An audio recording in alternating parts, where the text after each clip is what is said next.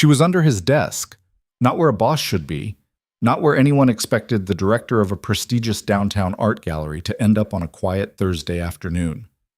But there she was, Clara Bennett, 30 years old, Yale-educated, impeccably dressed, crouched beneath Ethan Carter's second-hand office furniture, her finger pressed to her lips, her eyes wide with something between terror and determination. "Act natural," she whispered. "Just keep working." Ethan's fingers froze above his keyboard. Through the frosted glass of his office door, he could see a shadow moving, large, methodical, searching. Richard Kane, board member, power broker, and the man who was about to destroy everything. If you want to see how a single father and his boss took down a powerful embezzler using nothing but spreadsheets and courage, stay with me until the end. And drop a comment telling me what city you're watching from. I love seeing how far these stories travel. The numbers never lied. That was what Ethan Carter told himself every morning when he dropped his daughter Mia off at kindergarten, kissed her forehead, and drove to the converted warehouse downtown that housed the Bennett Gallery. The numbers were clean, objective. They didn't care that he was 32 and raising a 5-year-old alone. They didn't care that his ex-wife had walked out when Mia was 6 months old, leaving nothing but a note and an empty closet. The numbers just were. And right now, the numbers were wrong. Ethan leaned back in his desk chair, the springs creaking beneath him, and rubbed his eyes. The monitor in front of him displayed 6 months of financial records for the gallery. Expenses, revenues, donor contributions, exhibition costs. Everything should have balanced. Clara Bennett ran a tight operation. She was young for a gallery director, barely 30, but she had a degree from Yale, a sharp eye for emerging artists, and a reputation for turning forgotten spaces into cultural landmarks. But someone had been bleeding the gallery dry. $73,000. Gone. Vanished from accounts that should have been locked down tighter than a museum vault. Clara had hired him 3 weeks ago, quiet and desperate. She didn't say it outright, but Ethan could read the subtext in every clipped email, every anxious glance she threw toward the boardroom. The missing money was going to be her fault. She was the director. She'd signed off on the budgets. And when the quarterly audit hit in 10 days, she'd be the one the board came for, unless Ethan could prove otherwise. He pulled up another spreadsheet, this one tracking wire transfers. Most of them were routine, payments to artists, shipping costs for installations, insurance premiums. But buried in the data were anomalies, small transfers, 500 here, 800 there, always on Fridays, always routed through a secondary account that shouldn't have existed. Ethan was about to flag the pattern when he heard it. Footsteps. Heavy, confident. Moving down the hallway outside his office with the kind of authority that didn't ask permission. He glanced up just as the frosted glass door rattled. The handle turned, and Clara Bennett, in a charcoal blazer and heels that clicked like gunfire, shoved the door open and dove under his desk. "What? Shh." She grabbed his knee, her grip tight enough to hurt. "Act natural. Just keep working." Ethan's brain stuttered. His boss, was crouched beneath his desk like a fugitive, her breathing shallow, her eyes locked on the door. "Clara, what the hell?" "Shut up," she hissed. "He's coming." And then Ethan heard it, the footsteps again, closer now, right outside. The door swung open. Richard Kane filled the frame like a storm cloud. Mid-50s, expensive suit, silver hair that looked sculpted rather than styled. He was one of the gallery's most influential board members, old money, old connections, the kind of man who could make or break careers with a phone call. "Carter," Richard said, his voice smooth and cold. "Afternoon." Ethan forced himself to breathe. "Mr. Kane." Richard's eyes swept the office, taking in the cluttered desk, the half-empty coffee mug, the second-hand filing cabinet. Then they landed on Ethan, sharp and assessing. "Have you seen Clara?" Ethan's throat went dry. Beneath the desk, Clara's hand tightened on his knee. "Not in the last hour," Ethan said. He was surprised how steady his voice sounded. "She was in her office earlier. Budget meeting, I think." Richard's jaw tightened. "Her office is empty." "Maybe she stepped out. Her car is still in the lot." Ethan shrugged, keeping his expression neutral. "I've been buried in these expense reports all afternoon. Honestly, I couldn't tell you where anyone is." Richard didn't move. He just stood there, watching, waiting. The silence stretched like a wire about to snap. Finally, Richard exhaled through his nose. "If you see her, tell her I need to speak with her. Immediately." "Will do." Richard's gaze lingered for one more beat, long enough to make Ethan's pulse hammer in his ears, and then he turned and walked away. Ethan waited until the footsteps faded, waited until he heard the stairwell door slam shut 2 floors down, then he looked under the desk. Claire was still there, pale and trembling, her knuckles white where they gripped the edge of his chair. "You want to tell me what the hell that was about?" She didn't answer right away. She just sat there, breathing hard, staring at nothing. Then she reached into her blazer and pulled out a book. Not a book. A ledger. Old-fashioned, bound in blue leather, the kind of thing you'd find in a period drama about Victorian accountants. "I took this from Richard's office," Clara said quietly. Ethan stared at her. "You what?" "I broke into his office and took this." She held it up, her hand shaking. "Because this is proof." "Proof of what?" "That he's the one stealing from the gallery." Ethan's mind went blank. Then it started racing. "Richard Kane," he said slowly. "Board member Richard Kane, the guy who just walked out of here. You're telling me he's the embezzler?" "Yes." "And you stole evidence from his office?" "Yes." "Clara, that's—" "I know." She climbed out from under the desk, brushing dust off her skirt. "I know exactly what it is, but I didn't have a choice." Ethan stood up, his chair rolling backward. "You always have a choice. You could have gone to the board. You could have—" "The board won't listen to me," Clara snapped. Her voice cracked, and for the first time since he'd met her, Ethan saw the fear beneath the polish. "They already think I'm incompetent. Richard's been whispering in their ears for months, telling them I'm in over my head, that I'm bleeding the gallery dry with bad decisions. If I go to them without proof, they'll fire me on the spot." "So you broke into his office?" "I didn't break in. I have a key. I'm the director." "That's still theft." "I know." She set the ledger on his desk, her fingers trembling. "But this is the only way." Ethan looked down at the book. It was old, worn, the kind of thing that belonged in an antique shop. He flipped it open. Pages and pages of handwritten entries, dates, account numbers, dollar amounts. His forensic instincts kicked in before he could stop them. The entries were meticulous, detailed, every transaction logged by hand, complete with routing numbers and offshore account references. "Jesus," he whispered. "It's all there," Clara said. "Every fraudulent transfer, every fake invoice. He's been siphoning money out of the gallery for over a year, and he's been setting me up to take the fall." Ethan's hands moved across the pages, his mind already sorting the data. "Why handwritten? Why not digital?" "Because digital leaves a trail. Richard's smart.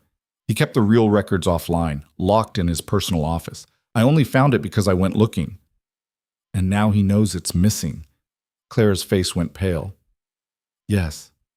Ethan closed the ledger. His pulse was hammering, but his mind was clear. This was what he did. This was what he was good at. "Okay," he said. "We need to move fast. If Richard knows you have this, he's going to come after you. Hard." "I know." "Do you have copies? Photos?" Clara shook her head. "I didn't have time. He was coming back and I—" "Okay." "Okay."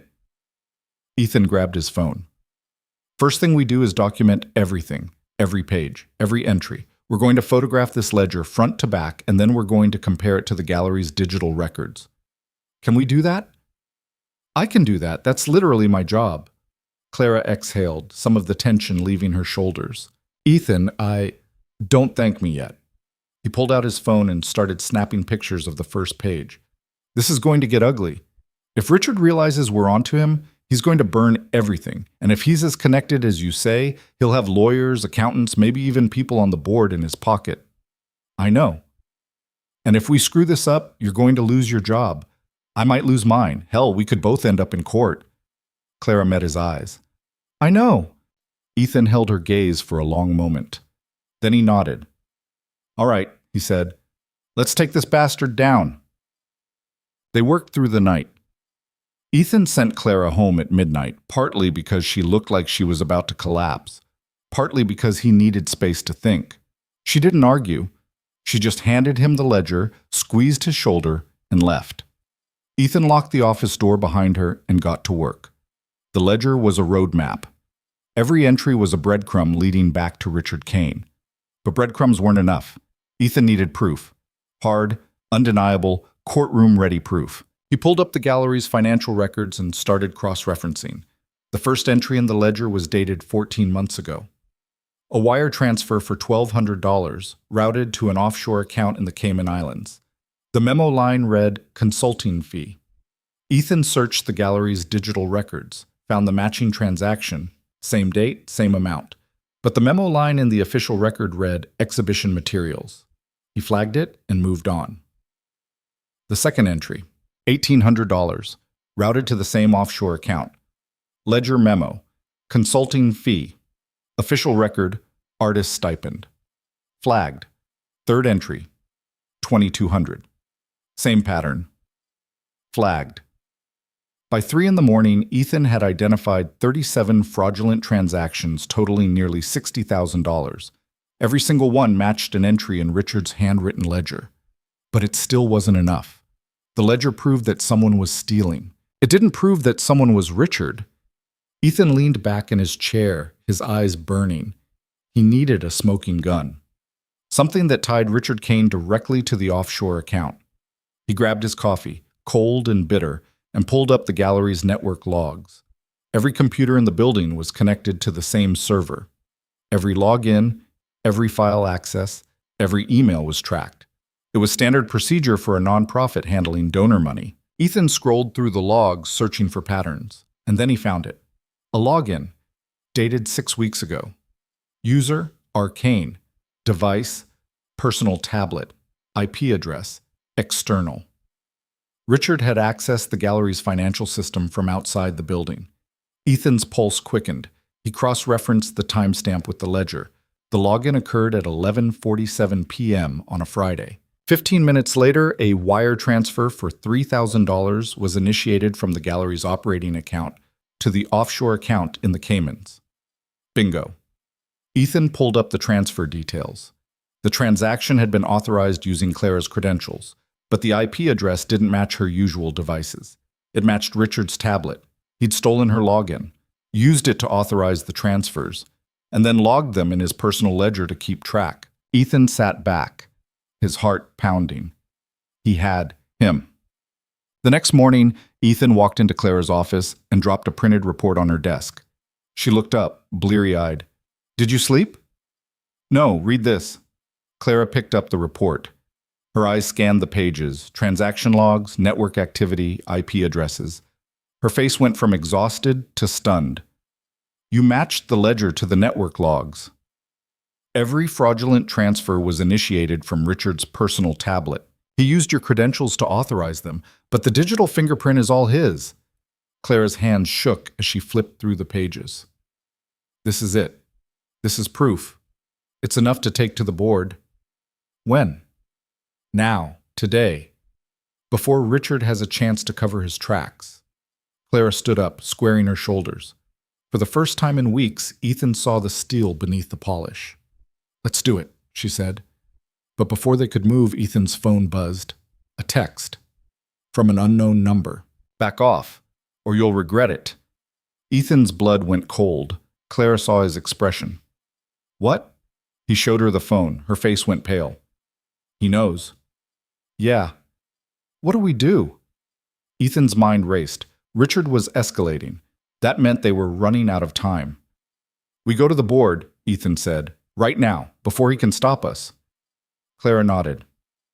"Okay." They grabbed the evidence, ledger, reports, everything, and headed for the door. But when they reached the lobby, they stopped, because Richard Kane was standing in front of the elevator, and he wasn't alone. Behind him stood 2 men in dark suits, security, maybe lawyers, maybe worse. Richard smiled, cold and sharp. "Going somewhere, Clara?" Clara's hand tightened on the folder. "We need to talk to the board." "The board is busy." "Then we'll wait." Richard stepped forward. "You won't, because you're done here." Ethan moved between them. "Back off, Kane." Richard's smile widened. "Or what? You'll bore me to death with spreadsheets?" "No," Ethan said quietly. I'll show the board exactly how you've been stealing from this gallery for the past 14 months. Richard's smile faltered. I have the logs, Ethan continued. I have the ledger. I have your IP address on every fraudulent transfer, and I have enough evidence to bear you in court. The two men behind Richard tensed, but Richard just laughed. You have nothing, he said. That ledger is inadmissible. Clara stole it from my office. Anything you found is fruit of the poisoned tree. Ethan's stomach dropped. He was right. Richard saw the realization on his face and smiled wider. You're both done, he said. Pack your things. Security will escort you out. Clara's face crumpled. No, you can't. I already have. Richard turned and walked toward the elevator, and Ethan realized they'd lost. Unless... Wait, Ethan said. Richard stopped. Ethan's mind raced. The ledger was inadmissible, but the network logs weren't. I don't need the ledger, Ethan said. Richard turned slowly. What? I don't need the ledger to prove you're guilty. Ethan held up his phone. I have the gallery's server logs.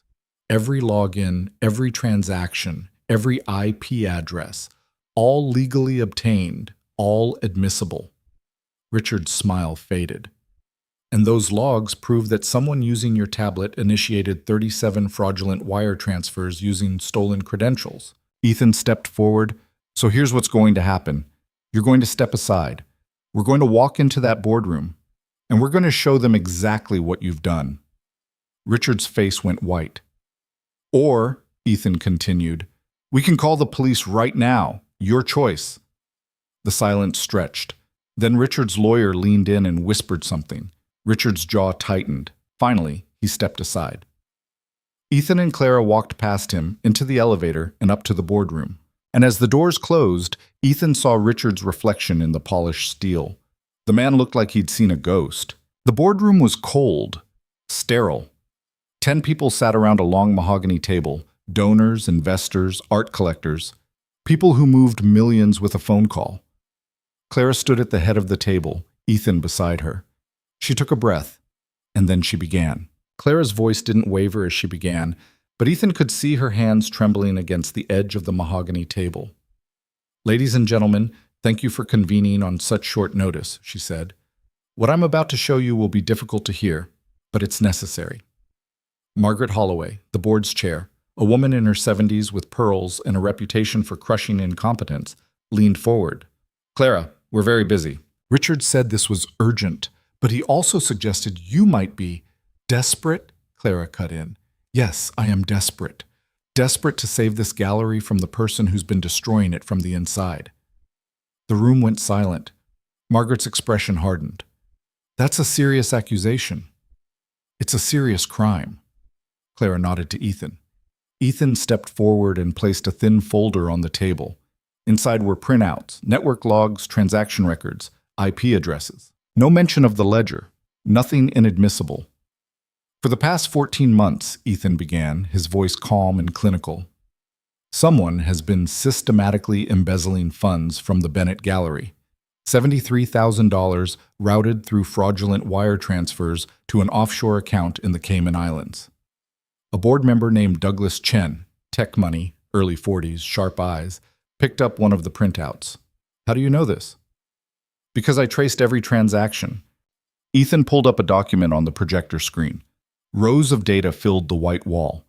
Each transfer was authorized using Ms. Bennett's administrative credentials, but the authorization didn't come from her devices. Margaret frowned. Then whose devices? Ethan clicked to the next slide. A network log. Highlighted in yellow was a single entry. This login occurred on October 14th at 11:47 p.m. The user credentials belonged to Ms. Bennett, but the IP address and device fingerprint match a personal tablet registered to Richard Kane. The room exploded. That's absurd, someone said. Richard wouldn't... This is a witch hunt. Margaret raised her hand and the room fell silent. She looked at Ethan, her expression unreadable. You're saying Richard used Clara's stolen credentials to authorize these transfers? Yes. And you can prove this? I can prove that the transfers were initiated from his device. I can prove that they occurred outside normal business hours, when Ms. Bennett was not in the building. And I can prove that every single fraudulent transaction corresponds to a pattern of offshore deposits that don't appear in any official gallery record. Douglas leaned forward. Show us the pattern. Ethan clicked through the slides methodically. Each one showed a side-by-side comparison. Gallery records on the left, network logs on the right. The timestamps matched. The amounts matched. The IP addresses matched. By the fifth slide, the board members weren't interrupting anymore. They were just staring. Margaret turned to Clara. Why didn't you bring this to us sooner? Clara's voice was steady now. Because I didn't have proof. And because Richard has spent the last 6 months convincing you that I'm incompetent. If I'd come to you with accusations and no evidence, you would have fired me on the spot. So you hired a forensic accountant. I hired the best forensic accountant I could afford, Clara said, glancing at Ethan, and he found the truth. Margaret looked at the screen for a long moment. Then she looked at the door. Where's Richard? Downstairs, Ethan said. With his lawyers. Margaret's jaw tightened. Get him up here, now. Richard Kane walked into the boardroom like a man stepping onto a stage, confident, controlled, flanked by 2 attorneys in tailored suits who looked like they billed by the minute. He smiled at Margaret. I'm glad you called me up. I was concerned Clara might try to spin this situation into something it's not. Sit down, Richard, Margaret said coldly. Richard's smile faltered, but he sat. Margaret gestured to the screen. Mister, Carter has presented evidence suggesting that you've been embezzling funds from the gallery using stolen administrative credentials. Do you have a response? Richard didn't even glance at the screen. Of course I have a response. This is nonsense. Then explain the network logs. I don't need to explain anything. Clara is fabricating evidence to cover her own mismanagement. Richard leaned back in his chair, his voice dripping with condescension. She's been hemorrhaging money since she took over as director. Bad acquisitions, failed exhibitions, overspending on installations that no one cares about. And now that the auditors are coming, she's trying to shift the blame onto me. Claire's face flushed, but she didn't speak. Ethan did. Then explain this, he said, clicking to a new slide. It was a screenshot of an email, sent from Richard's personal account to an unknown recipient. The subject line read, Cayman account transfer. The body of the email was short, clinical. Confirmed. 3,000 deposited Friday. Adjust the records as discussed. The room went silent. Richard's face went pale. Where did you get that? One of his lawyers demanded. From the gallery's email server, Ethan said calmly. Richard used his personal account, but he accessed it through the gallery's network. That makes it discoverable under the nonprofit's transparency policies. The lawyer opened his mouth, then closed it. Richard stood up. This is a setup. That email is fake. It's not fake, Ethan said. And if you'd like, I can pull the metadata right now and show you the timestamp, IP address, and device fingerprint, all of which match your tablet. Richard's hands clenched into fists. You have no right. I have every right, Ethan interrupted. I was hired to conduct a forensic audit of the gallery's finances. That's exactly what I did. Margaret looked at Richard. Is there anything you'd like to say? Richard's jaw worked. His attorneys were whispering urgently in his ears, but he wasn't listening. His eyes were locked on Ethan, and for the first time, Ethan saw something beneath the polished exterior. Fear. This meeting is over, Richard said abruptly. I'm not going to sit here and be ambushed by some low-level accountant and a director who's in over her head. He turned toward the door. Sit down, Richard, Margaret said quietly. Richard stopped. If you walk out of this room, Margaret continued, I will have the board vote to suspend you immediately and refer this matter to law enforcement. If you sit down and answer our questions, we'll handle this internally. Your choice. Richard stood there, frozen. Then, slowly, he sat down. Margaret folded her hands on the table. Now, let's start from the beginning. For the next 2 hours, the board tore Richard Kane apart. They went through every transaction, every email, every login. Ethan walked them through the evidence piece by piece, and with each new slide, Richard's defenses crumbled a little more. He tried to blame hackers. Ethan showed them security logs proving that no external breach had occurred. He tried to claim his tablet had been stolen. Ethan showed them building access records proving that Richard had been in the gallery on the nights the transfers were made. He tried to argue that the offshore account wasn't his. Douglas Chen, who had contacts in the financial sector, made a single phone call and confirmed that the account was registered to a shell company Richard had created 3 years ago. By the end, Richard wasn't even trying to defend himself anymore. He just sat there, his face gray, his lawyers whispering frantically. Margaret looked at him with something close to pity. "Richard," she said quietly, "you've been with this gallery for 15 years. You've been a friend, a mentor, a partner in everything we've built here." Richard didn't respond. "Why?" Margaret asked. "Why would you do this?" For a long moment, Richard said nothing. Then he laughed, a bitter, hollow sound. "Because I could," he said. "Because this place has been coasting on donor money and good PR for years, and no one was paying attention. Because Clara is a child playing at being a director, and I knew she'd take the fall." Clara flinched, but Ethan touched her arm gently. She stayed silent. Margaret's expression hardened. "You're done, Richard. Effective immediately, you are removed from the board. Your access to gallery systems and facilities is revoked, and we will be referring this matter to the district attorney's office." Richard stood slowly. "You'll regret this." "No," Margaret said. "You will." Richard looked at Clara. His eyes were cold. "You think you've won, but you have no idea what you've just started." Then he turned and walked out, his lawyers trailing behind him like shadows. The door closed. The room exhaled. Margaret looked at Clara. "Are you all right?" Clara nodded, but her hands were shaking. Margaret turned to Ethan. "Mr. Carter, on behalf of the board, I want to thank you. What you've done here today—" "I was just doing my job," Ethan said. "No," Margaret said. "You saved this gallery, and you saved Clara's career." Ethan glanced at Clara. She was staring at the table, her eyes glassy. "I'll leave you to it," Ethan said quietly, and he slipped out of the room. He found Clara an hour later standing alone in the gallery's main exhibition hall. The space was vast and empty, the white walls glowing under soft track lighting. A new installation was scheduled to open in 2 weeks. Abstract sculptures made from reclaimed metal, twisted and welded into shapes that looked like they were caught mid-collapse. Clara stood in front of one of the pieces, her arms wrapped around herself. Ethan approached slowly. "You okay?" She didn't turn around. "I don't know. You should be celebrating. You just took down one of the most powerful men on the board." "I know." Her voice was small. "But it doesn't feel like a victory.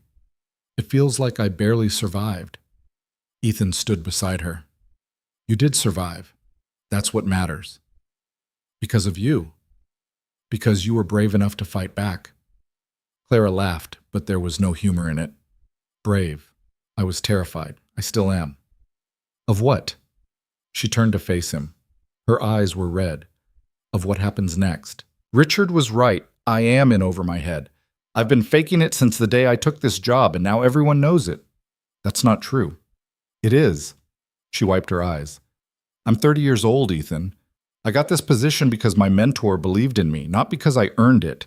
And now that mentor is gone, and I'm left trying to run a gallery with a budget that's bleeding out and a board that doesn't trust me."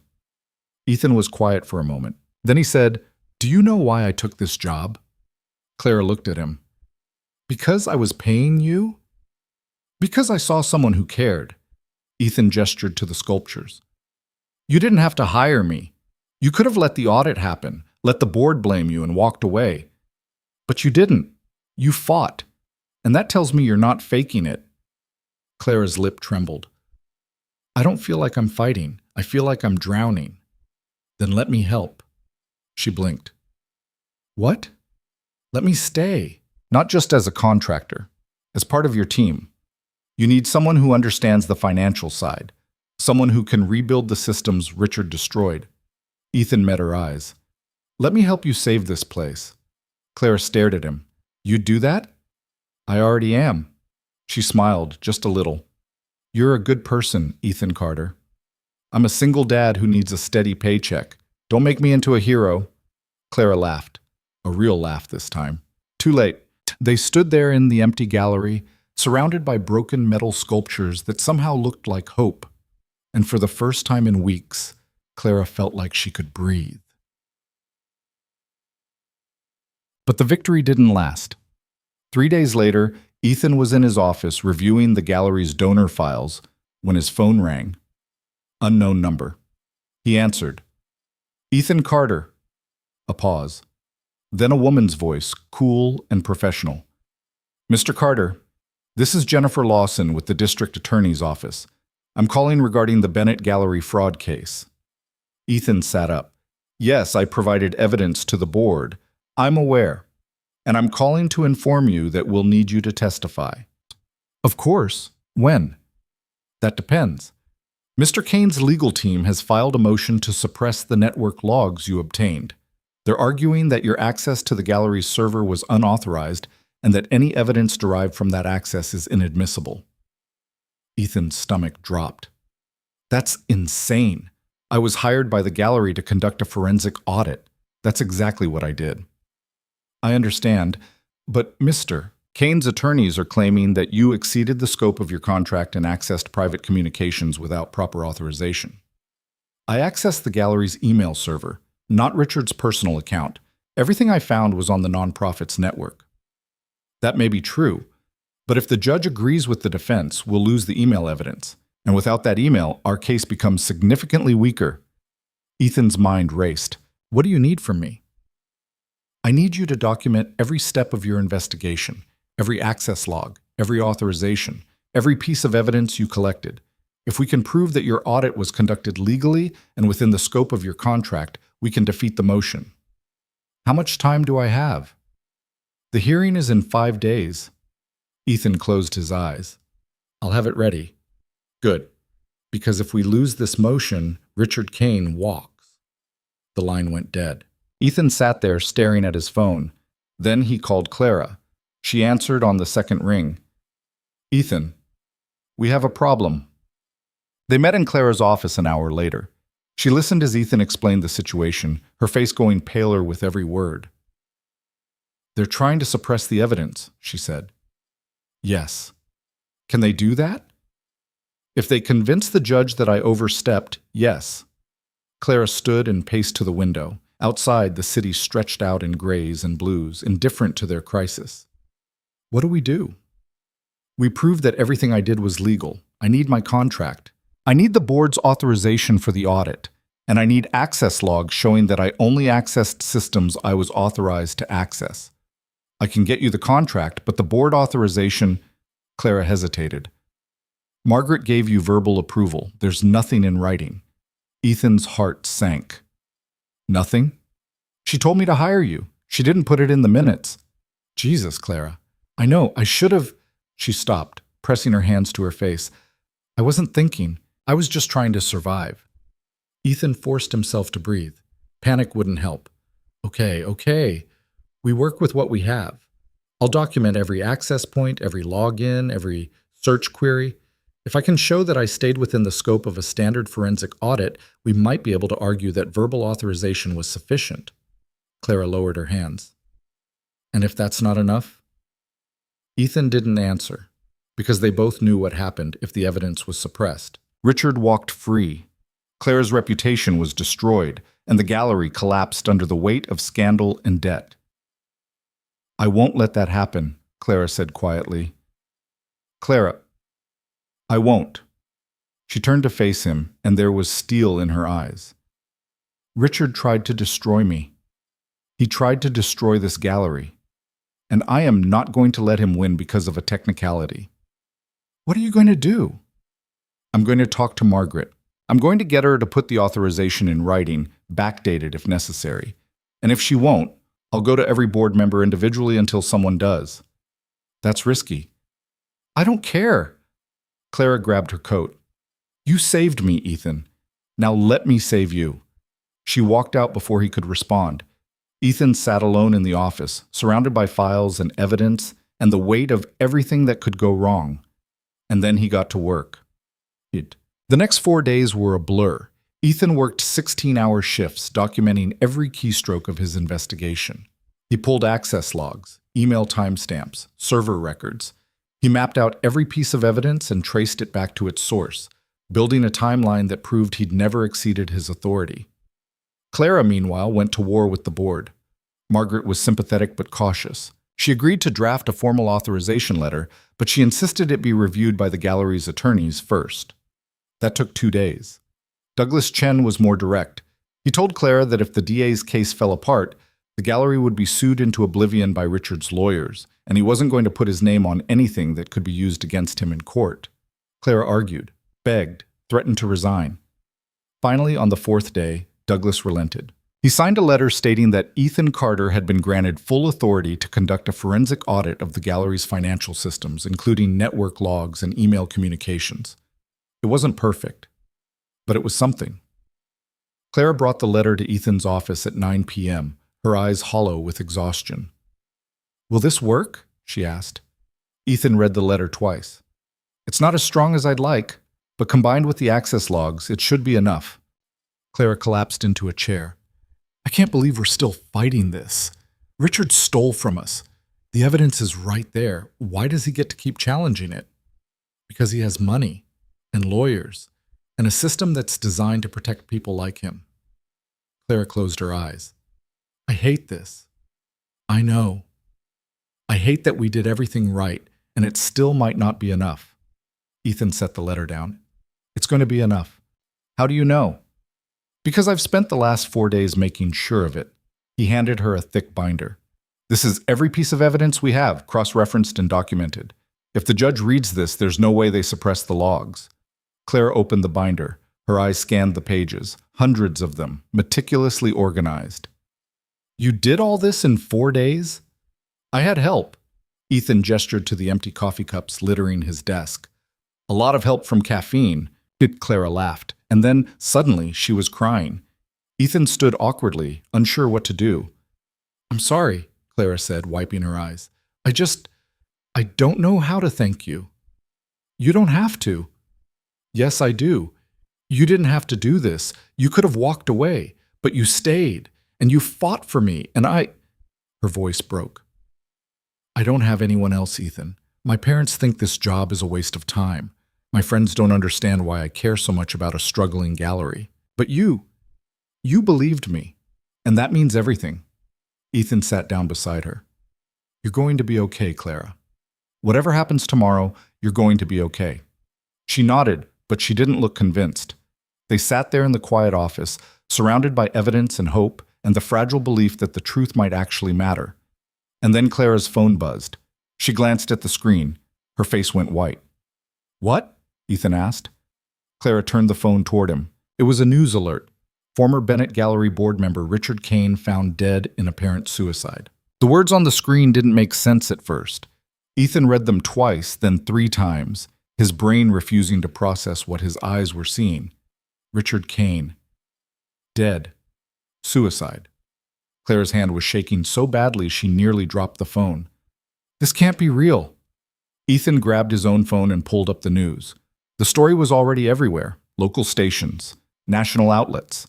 The headline varied slightly, but the facts were the same. Richard Kane, prominent art patron and former board member of the Bennett Gallery, had been found dead in his downtown penthouse apartment.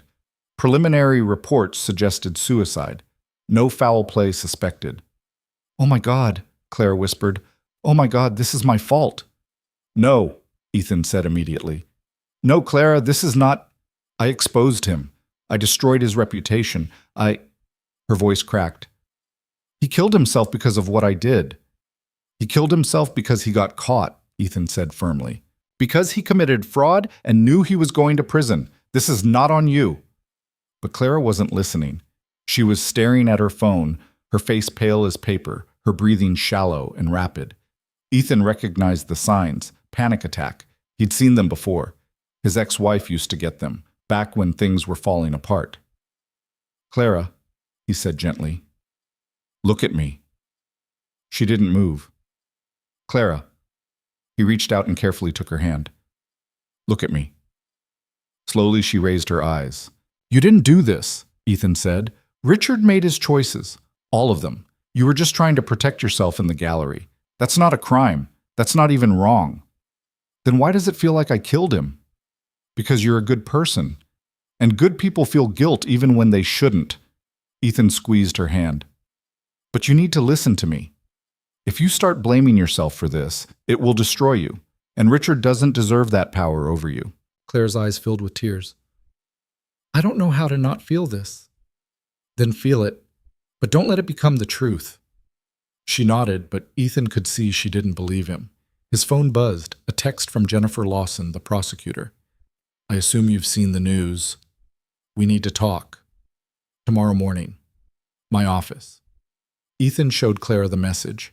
She exhaled shakily. What does this mean for the case? I don't know, but he had a sinking feeling he did. The district attorney's office was located in a gray concrete building downtown, the kind of place designed to intimidate rather than welcome.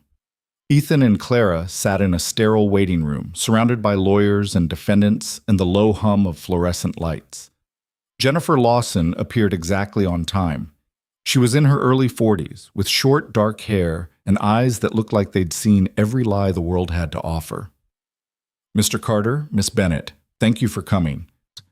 She led them into a small conference room and closed the door. I'll get straight to the point, Jennifer said, sitting down. Richard Kane's death changes everything. Clara's hands clenched in her lap. Are you dropping the case? We don't have a case anymore, Jennifer said bluntly. The defendant is dead. There's no one to prosecute. But the evidence proves that Richard Kane committed fraud. But without a defendant, there's no trial, no conviction, no justice. Clara's face crumpled. So he gets away with it. He's dead, Ms. Bennett. That's not getting away with it. Feels like it is.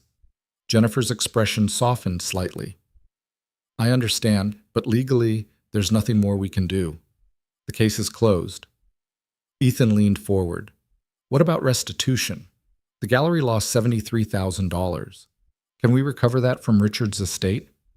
You can try, but it will be complicated. Richard's assets are tied up in trusts and shell companies, and his family will fight you every step of the way. It could take years. Years we don't have, Clara said quietly. Jennifer nodded. I'm sorry. I know this isn't the outcome you wanted. What about the offshore account? Ethan asked. The money he stole, it's sitting in the Caymans. If we can prove it belongs to the gallery, you'd need a court order, and the bank in question doesn't cooperate with U.S. law enforcement unless there's an active criminal investigation. Jennifer folded her hands, which there isn't, because the defendant is dead. Ethan sat back, frustration burning in his chest. They'd done everything right. They'd gathered evidence, built a case, exposed the truth, and Richard had escaped anyway. Clara stood abruptly. Thank you for your time. Jennifer stood as well. Ms. Bennett, for what it's worth, you did the right thing. What happened to Richard? That was his choice, not yours. Clara didn't respond. She just walked out. Ethan followed her into the hallway. She was moving fast, her heels clicking against the tile, her arms wrapped around herself like she was trying to hold the pieces together. Clara, wait! She didn't stop. Ethan caught up to her outside, where the morning air was cold and sharp. Clara was leaning against the building, her eyes closed, her breath coming in ragged gasps. I can't do this, she said. Yes, you can. No, I can't. Richard is dead. The case is closed. The money is gone. And everyone is going to think I drove a man to suicide over a few $1,000s. They won't. They already do. Clara pulled out her phone and held it up. The screen showed a social media post, someone claiming Clara Bennett had destroyed Richard Kane's life over a financial dispute. The comments below were vicious. She's a monster. He was a pillar of the community, and she ruined him. I hope she's happy now. Ethan felt his jaw tighten. Don't read that garbage. It's not garbage, it's what people think. Clara's voice broke. And maybe they're right. Maybe I should have just walked away. And let him destroy you? At least he'd still be alive. Ethan grabbed her shoulders, forcing her to look at him. Richard Kane stole from the gallery. He framed you. He threatened you. And when he got caught, he chose to end his life rather than face the consequences. That is not your fault. Then why does it feel like it is? Because you're human. And humans feel guilt even when they shouldn't. Ethan's voice softened. But you can't let that guilt destroy you. You can't let Richard win. Clara's eyes searched his face. What if I can't stop it? Then I'll help you. She stared at him for a long moment. Then slowly, she nodded. They stood there in the cold morning air, two people who'd been through hell and were still standing, barely. The gallery was silent when they returned. The staff had heard the news about Richard, and the place felt like a funeral home. Hushed voices, careful movements, everyone afraid to say the wrong thing. Claire went straight to her office and closed the door. Ethan wanted to follow her, but he knew she needed space. So instead, he went to his own office and tried to figure out what came next. The evidence they'd gathered was useless now. The case was closed. Richard's estate would be tied up in probate for months, maybe years. And even if they could recover the stolen money, it wouldn't be enough to undo the damage. The gallery was broke, donors were pulling out, exhibitions were being canceled, and Clara's reputation was in tatters. Ethan stared at his computer screen, the numbers blurring together. There had to be something he could do. He pulled up the offshore account records again, studying the transaction history. $73,000 spread across dozens of transfers, all of it sitting in a bank in the Caymans, untouchable. Unless an idea sparked in Ethan's mind. A crazy, probably illegal idea. He pulled up the gallery's network logs and started searching. Richard had accessed the offshore account from his tablet, which meant there was a digital fingerprint, login credentials, security protocols. If Ethan could find those credentials, he could access the account himself. And if he could access the account, he could transfer the money back. It was fraud, no question, the kind of thing that could land him in prison. But if it worked, it would save the gallery. Ethan's hands hovered over the keyboard. Then his phone rang. He glanced at the screen. Unknown number, again. He answered, Ethan Carter. A pause. Then a man's voice, smooth and cold. Mr. Carter, my name is Vincent Kane, Richard's brother. Ethan's blood went cold. I'm calling to inform you that my family will be pursuing legal action against you and Ms. Bennett for your role in my brother's death. You destroyed his reputation. You accused him of crimes he didn't commit, and you drove him to take his own life. Vincent's voice was like ice. My family has retained the best attorneys in the state, and we will make sure you pay for what you've done. Ethan's grip tightened on the phone. Your brother committed fraud. We have evidence that will never see the inside of a courtroom, because the case is closed, which means everything you did was harassment, defamation, and we will prove it. You can't watch me. Vincent hung up. Ethan sat there, staring at his phone. They were going to sue. Richard's family was going to sue the gallery, sue Clara, maybe even sue Ethan personally. And without a criminal conviction to back them up, they might actually win. Ethan stood and walked to Clara's office. He knocked once and opened the door. Clara was sitting at her desk, staring at nothing. We have another problem, Ethan said. Clara listened as Ethan explained the call from Vincent Kane. Her face didn't change. She just sat there, absorbing the information like someone who'd run out of reactions. So they're suing us, she said flatly. Yes. For defamation. And wrongful death, probably. Clara laughed, a hollow, broken sound. Of course they are. Why wouldn't they? We can fight it. With what? We're broke, Ethan. We can't even afford the auditors, let alone a legal defense. Then we find the money. How? Ethan hesitated. Then he said, I might have an idea. Clara looked at him. What kind of idea? The kind that could save the gallery, or land me in prison. Clara sat up. Ethan, what are you talking about? He told her about the offshore account, the login credentials buried in the network logs, the possibility of transferring the stolen money back to the gallery. Clara's eyes widened. That's illegal. I know. You could go to jail. I know. Then why would you even consider it? Because it's the only option we have left. Ethan leaned forward. Richard stole that money. It belongs to the gallery. All I'd be doing is taking it back. That's not how the law works. The law already failed us, Clara. Richard is dead, the case is closed, and his family is coming after us with everything they have. If we don't do something, the gallery goes under. You lose everything, and Richard wins. Clara shook her head. I can't let you do this. You're not letting me. I'm choosing to. Why? Clara's voice broke.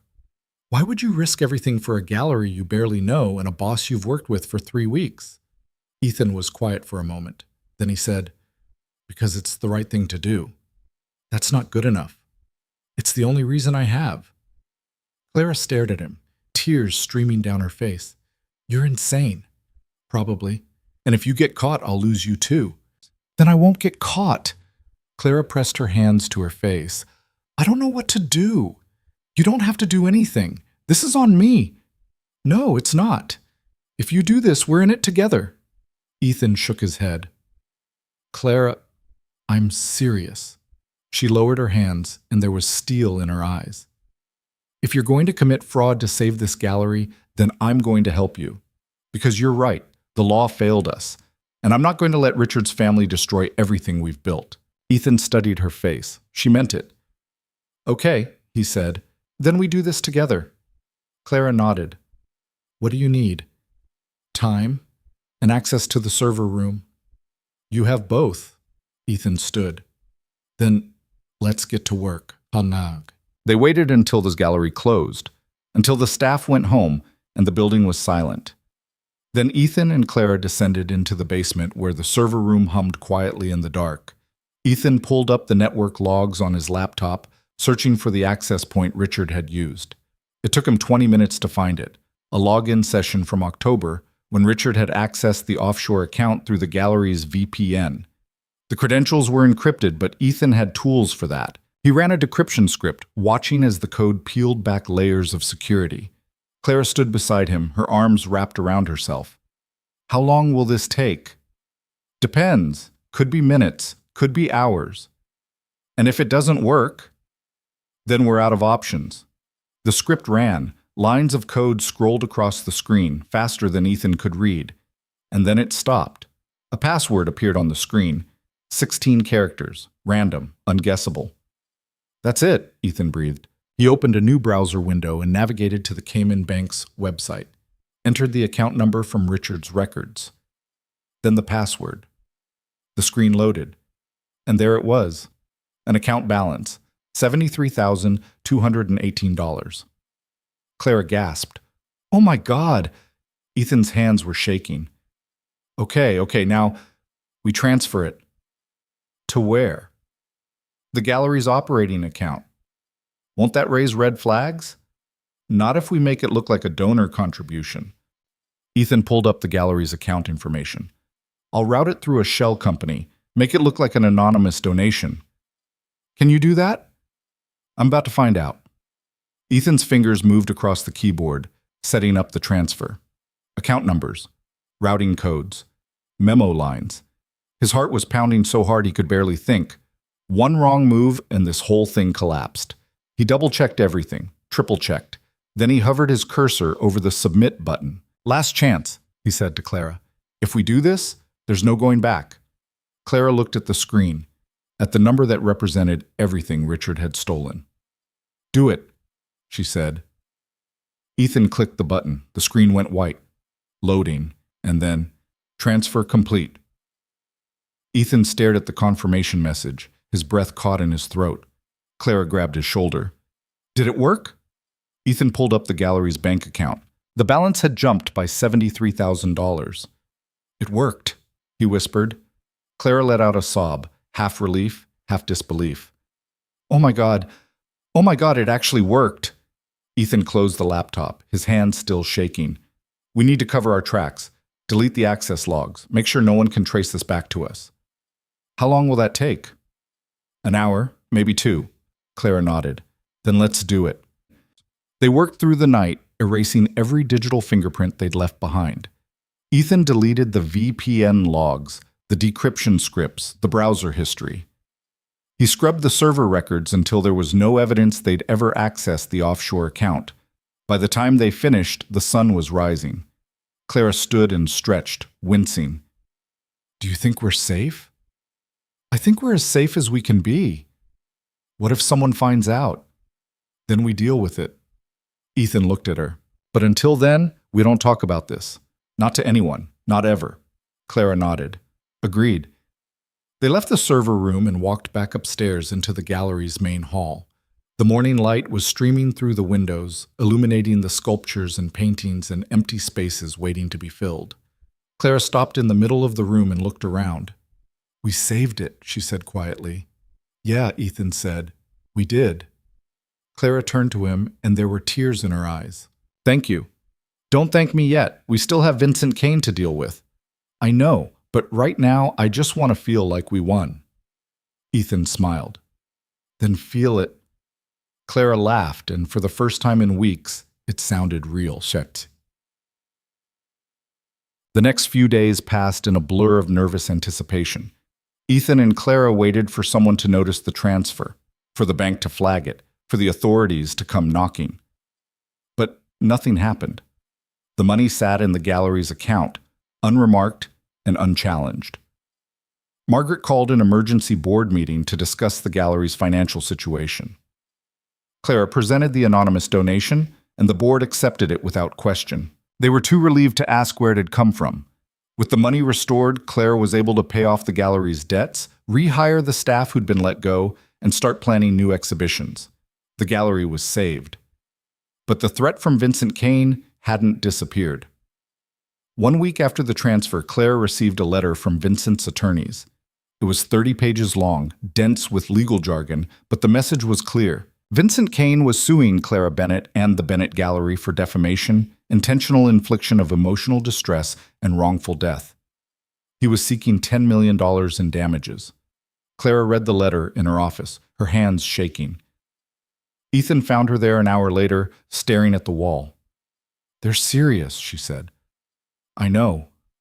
We can't fight this. Even with the donation, we don't have the resources." Ethan sat down. "Then we settle." "Vincent won't settle. He wants to destroy us. He wants revenge. That's different." Ethan leaned forward. "We can use that." Clara looked at him. "How?" "We offer him something he wants more than money." "Like what?" "The truth." Clara frowned. "What do you mean?" "Vincent thinks Richard was innocent, that we destroyed him over nothing, but what if we could prove otherwise?" "We already have proof. The network logs, the emails, which the DA never got to present in court." Ethan pulled out his phone. "But we could present them to Vincent, show him exactly what his brother did. You think that would change his mind?" "I think it's worth a shot." Clara was quiet for a long moment. Then she said, "Set up a meeting." Shucked. 2 days later, Ethan and Clara met Vincent Kane in a conference room at his attorney's office. Vincent was in his late 50s, with Richard's sharp features and cold eyes. He looked at them like they were insects. "You have 10 minutes, he said. Ethan opened his laptop. "We want to show you something." He pulled up the network logs, the emails, the transaction records, everything they'd shown the board. Vincent watched in silence. When Ethan finished, Vincent leaned back in his chair. "This proves nothing," he said. "It proves your brother stole $73,000 from the gallery. It proves someone accessed his tablet. It doesn't prove he authorized the transfers." "Then explain the handwritten ledger we found in his office." Vincent's expression didn't change. "What ledger?" Clara pulled out a folder. Inside were photographs of every page of Richard's blue leather ledger. Vincent stared at the images, his face going pale. "Where did you get this?" "From your brother's office," Clara said. Vincent's jaw tightened. "You stole this." "No, I recovered it after your brother tried to destroy my career in my gallery." Vincent looked at the photographs for a long time. Then he closed the folder. "Even if this is real," he said quietly, "it doesn't change what you did. You exposed my brother. You humiliated him, and he killed himself because of it." "He killed himself because he got caught," Ethan said. "That's not our fault." Vincent stood. "This meeting is over." "Wait," Clara said.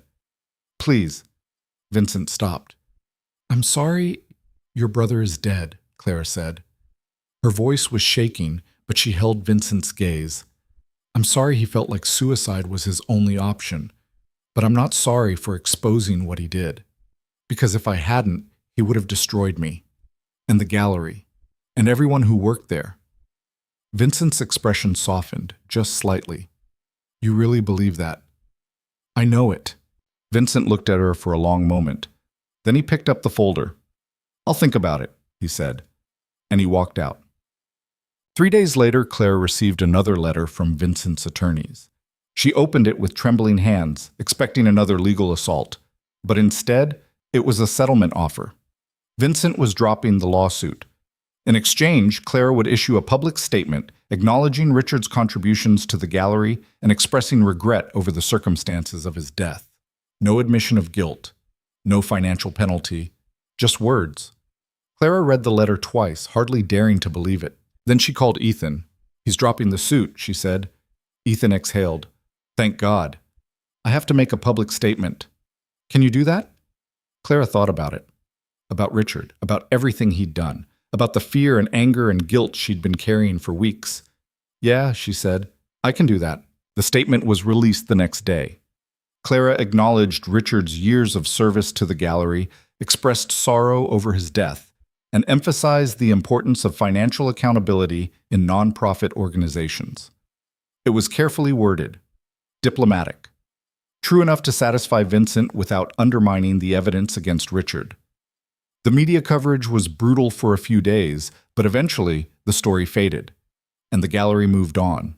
2 weeks after the settlement, Ethan walked into the gallery at 7 a.m. to find Clara already at her desk, surrounded by spreadsheets and exhibition proposals. She looked up when he knocked, and for the first time since he'd met her, she smiled without the weight of the world behind it. You're here early, Ethan said. Couldn't sleep. Too much to do. Clara gestured to the papers spread across her desk. The spring exhibition is in 6 weeks, and we're still short 2 artists. Plus the insurance premiums are due. The HVAC system is making a noise that sounds expensive, and the caterer for the donor gala just went out of business. Ethan raised an eyebrow. So a normal Tuesday, Clara laughed. Something like that. Ethan sat down across from her. You look happy. I am happy. For the first time in months, I actually feel like I can breathe. She paused. We did it, Ethan. We actually saved this place. You saved it. I just helped. Don't do that. Don't minimize what you did. Clara's expression grew serious. You risked everything for this gallery, for me, and I will never forget that. Ethan shifted uncomfortably. Gratitude always made him uneasy. I was just doing my job. Your job was to audit the finances, not transfer stolen money back from an offshore account, not face down Richard Kane's lawyers, not— Okay. Ethan held up his hands. Point taken. Clara smiled again, but this time there was something else in her expression, something Ethan couldn't quite read. What he asked. The board wants to meet with you. Ethan's stomach tightened. Why? They didn't say, but Margaret called this morning and asked if you could come in at noon. That's not ominous at all. I don't think it's bad.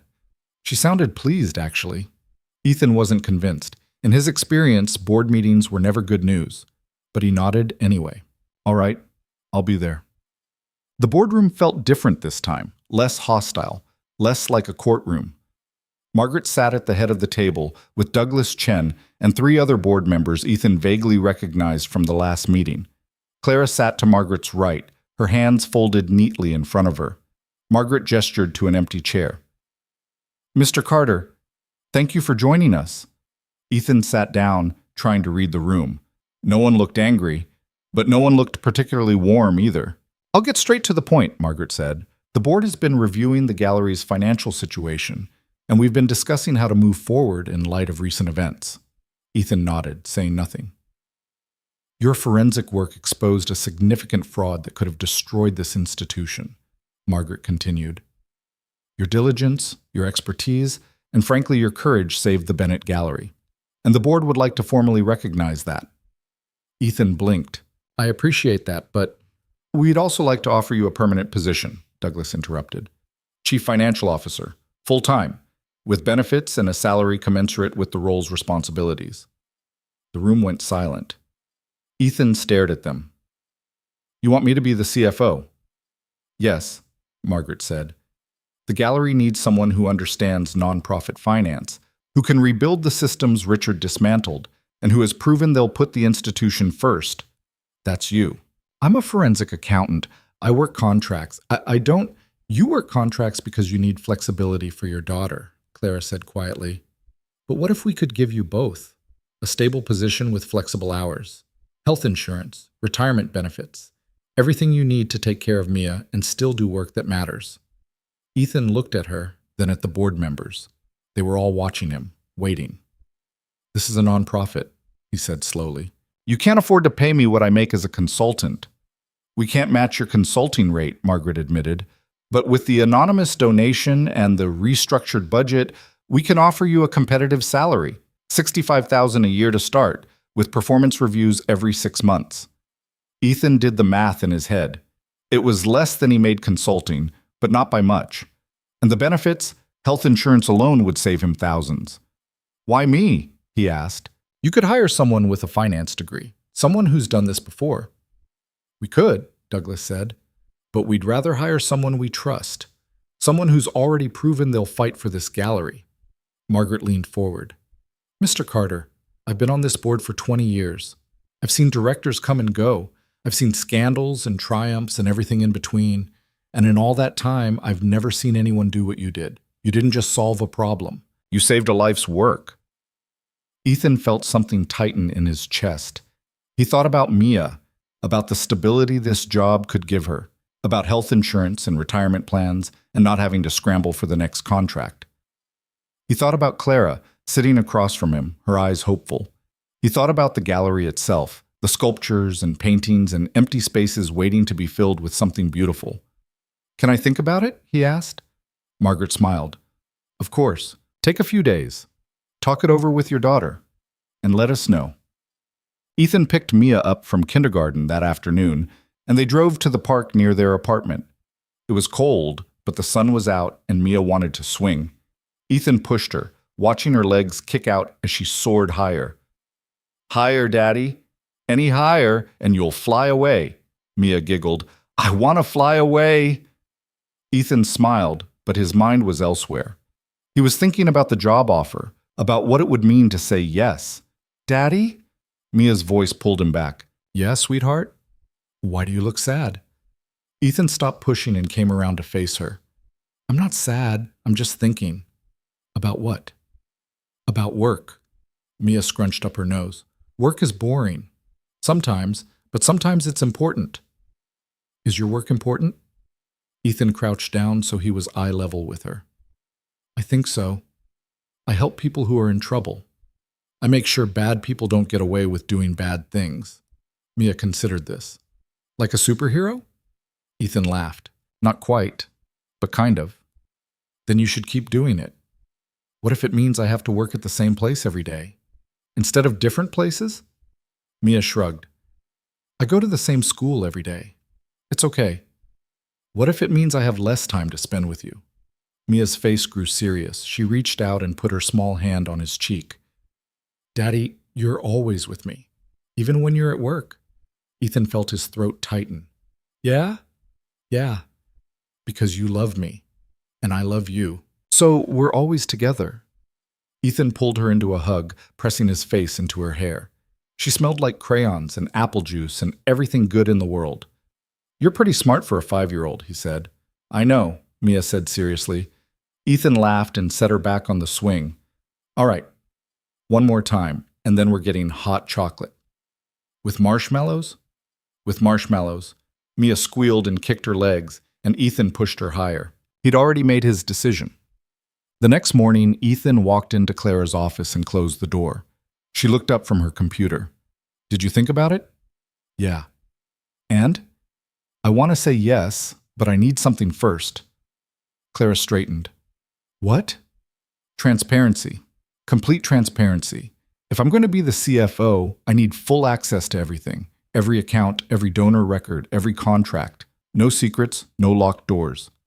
Clara nodded. Done. I also need the authority to make changes. If I find something that's broken, I need to be able to fix it without having to run it through 3 layers of approval. I'll talk to the board, but I don't think that'll be a problem. And I need flexible hours. Mia comes first, always. Of course. Ethan studied her face. You're agreeing to all of this pretty quickly.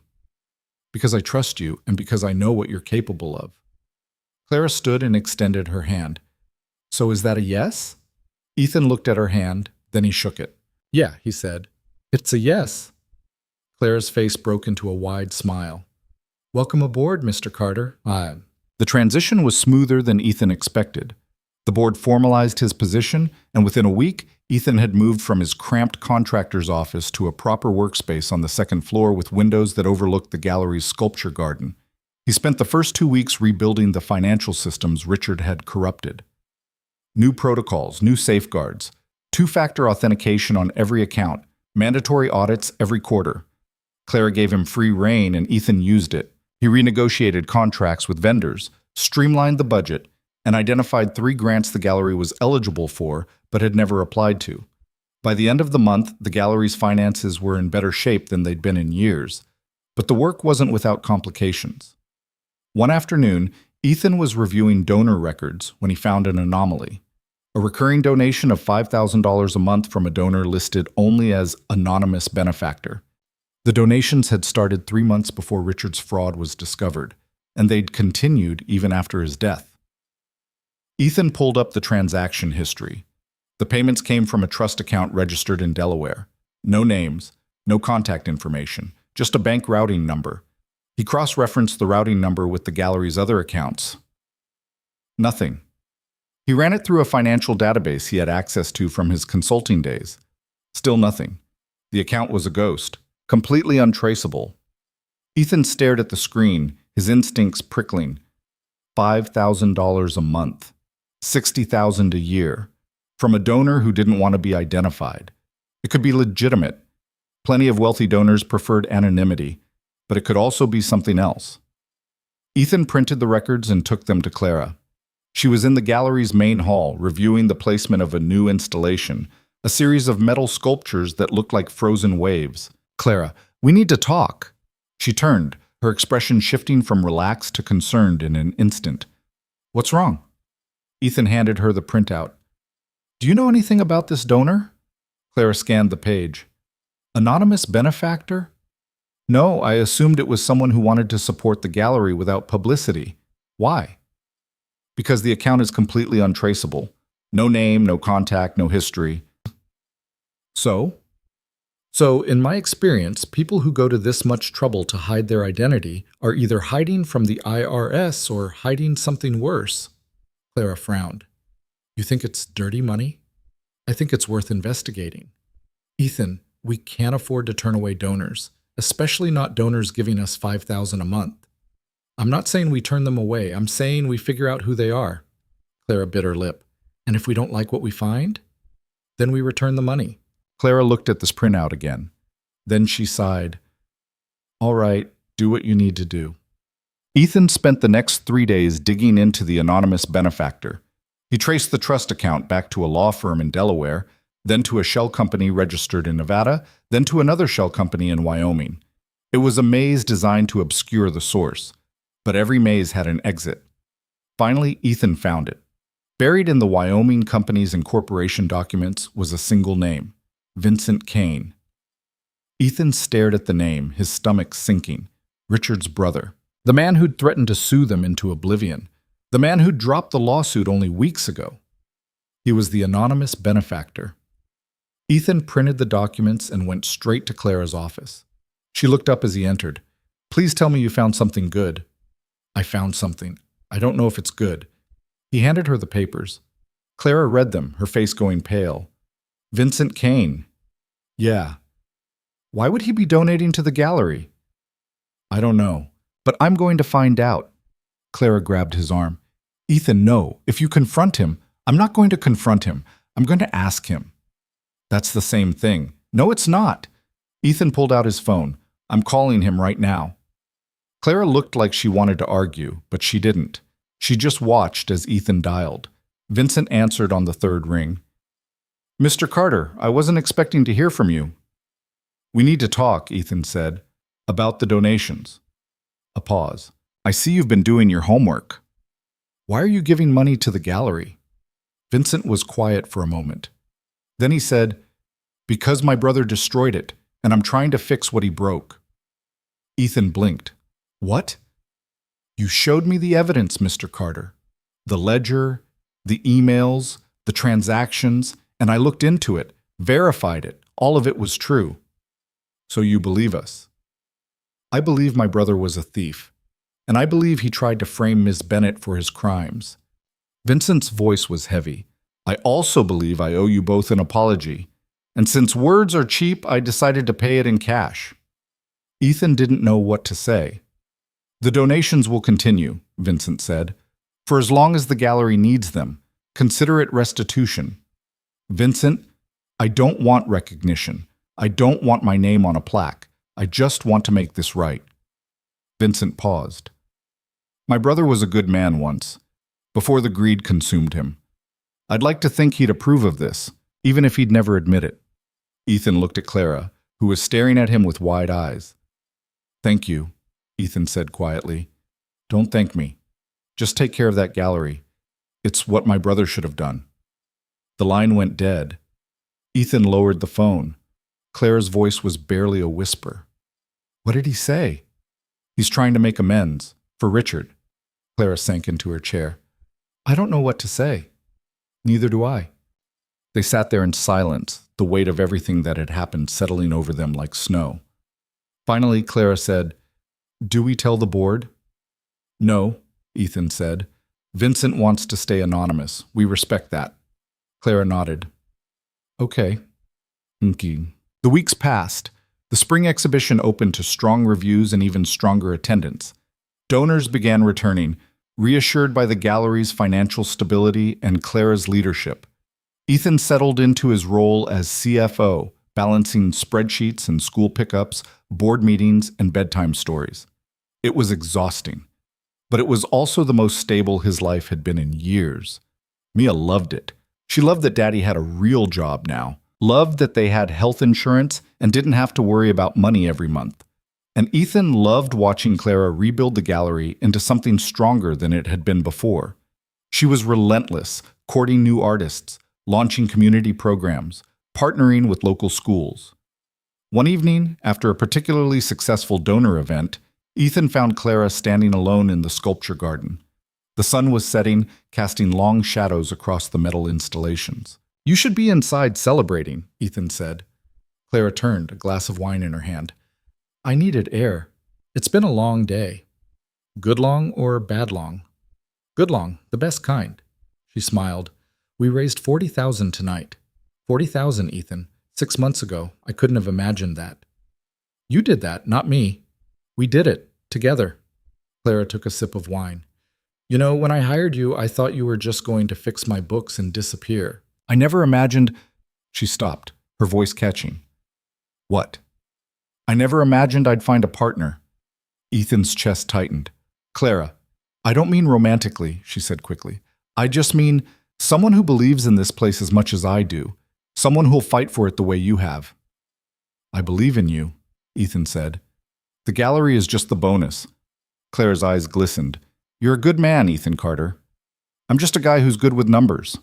You're more than that, and I think you know it. Ethan didn't respond. He just stood there, watching the sun sink below the horizon, painting the sky in shades of orange and gold. For the first time in a long time, he felt like he was exactly where he was supposed to be. But peace never lasted.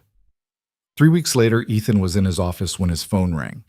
It was a number he didn't recognize, but the area code was local. He answered. Ethan Carter. Mr. Carter, this is Detective Sarah Reeves with the Metro Police Department. I'm calling about the Richard Kane case. Ethan's blood went cold. The case is closed. The criminal case is closed, but we've reopened it as part of a broader financial fraud investigation. Well, what does that have to do with me? We've been reviewing Mr. Kane's financial records, and we found some irregularities. Specifically, a large transfer from an offshore account back to the Bennett Gallery.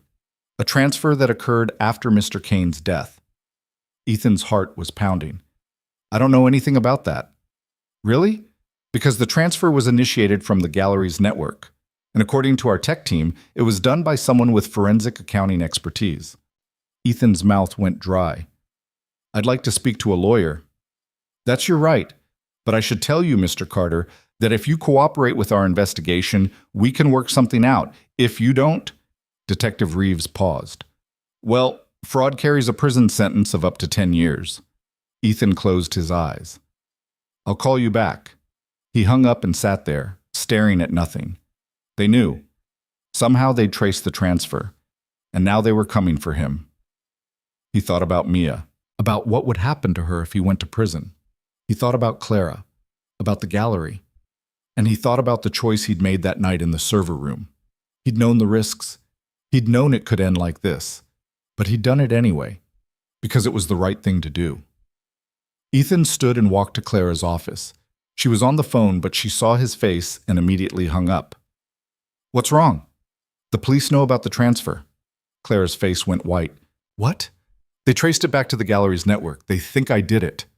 Oh my God, Ethan, I need a lawyer, a good one. Clara was already pulling out her phone. I'll call the board's attorney. He'll know someone.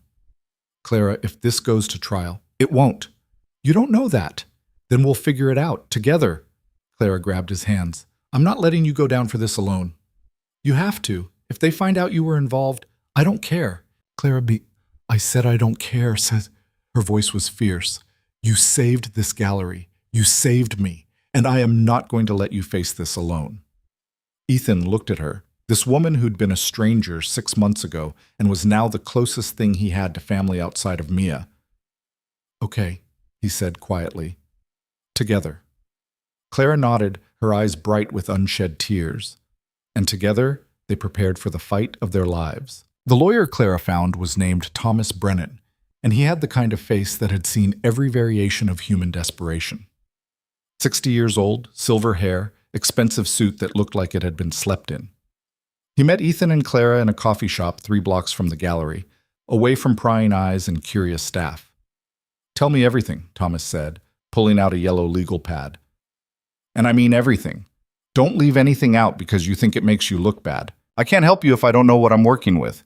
Ethan told him about the ledger, the network logs, the offshore account. About the night in the server room when he and Clara had transferred the money back. About every decision, every risk, every choice that had led them to this moment. Thomas listened without interrupting, his pen moving steadily across the page. When Ethan finished, Thomas sat back and folded his hands. Well, he said, you're screwed. Clara's face went pale. What?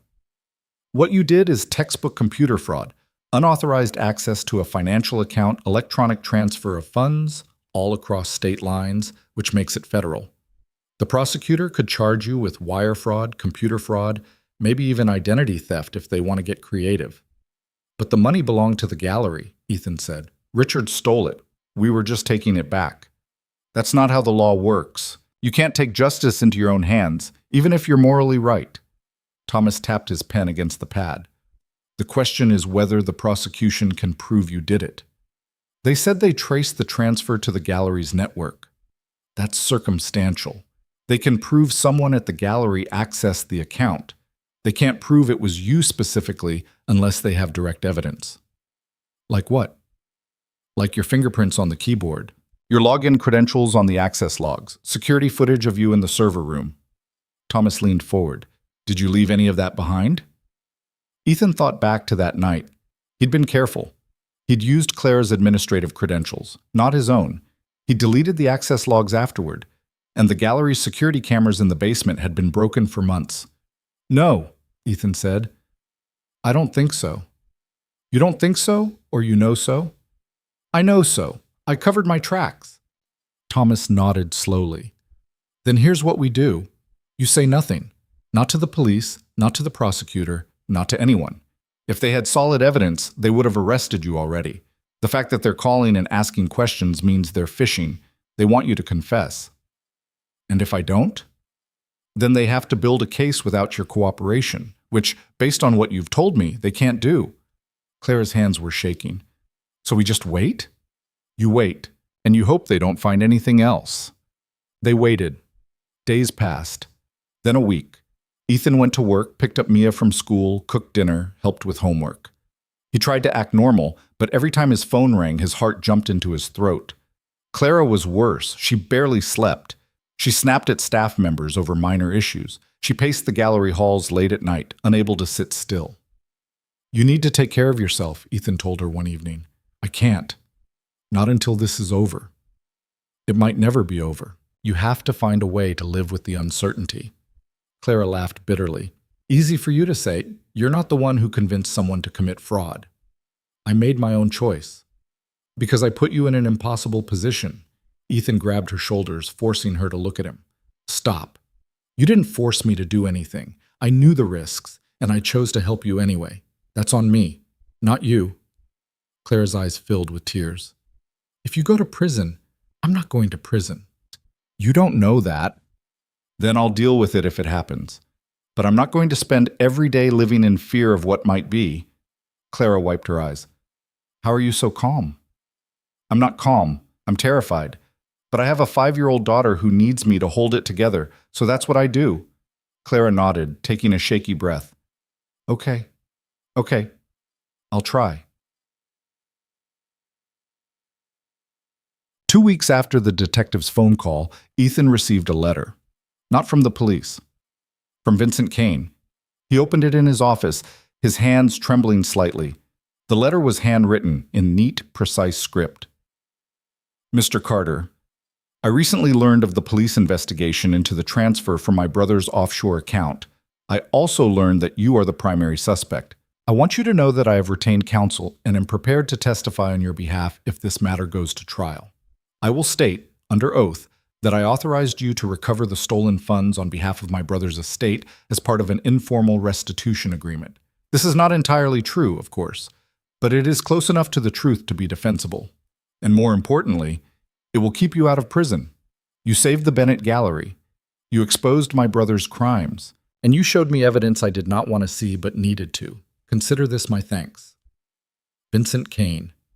Ethan read the letter 3 times, his mind racing. Vincent was offering him an alibi.